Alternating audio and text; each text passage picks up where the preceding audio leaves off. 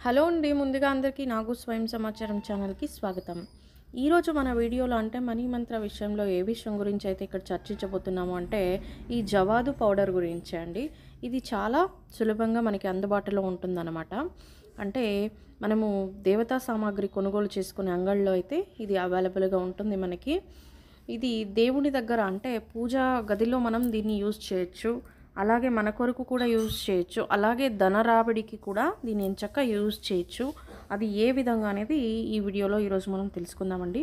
పూజ చేసేటప్పుడు అంటే దీపాల కుందులకి కానీ లేదా నూనె నెయ్యిలో పాటు కొద్దిగా వేయడం, లేదా ఆ యొక్క ఒత్తికి అంటే మనం ఆ దీపం వెలిగించే వత్తి అయితే ఉంటుంది కదా, ఆ వత్తికి కూడా ఈ యొక్క పౌడర్ని అప్లై చేయొచ్చు. ఇది చాలా సువాసన వెదజల్లుతూ ఉండే ఒక పౌడర్ అండి.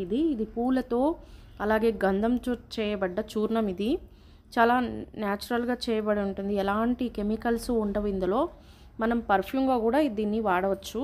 మన యొక్క చేతులకి లేదా బట్టలకు కూడా దీన్ని అంటించుకోవచ్చు అన్నమాట. అంటే కొద్దిపాటి నీళ్ళలో కలిపి మనం దీన్ని మన వట్టిపైన కూడా రాసుకోవచ్చు. అలాగే స్నానం చేసే నీటిలో కూడా చిటికెడు ఈ జవాదు పౌడర్ని కొద్దిగా వేసి స్నానం చేయడం వల్ల దుర్వాసన అనేది కూడా దరిదాపుల్లోకి రాకుండా మంచిగా పాజిటివ్ ఎనర్జీ కలిగి ఉంటుంది.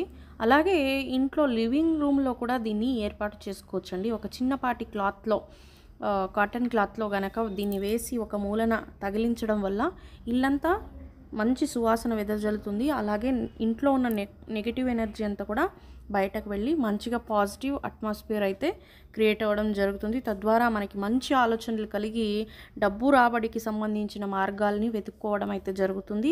అంతేకాకుండా లక్ష్మీదేవికి కూడా చాలా ఇష్టమైన పదార్థంలో ఇది కూడా ఒకటండి.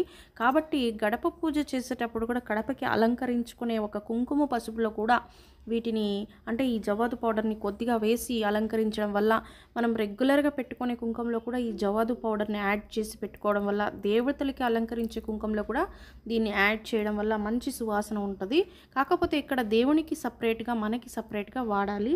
ఇది గమనించాలన్నమాట. మంచిగా డబ్బు రాబడి అయితే కలుగుతుంది దీని ద్వారా కూడా.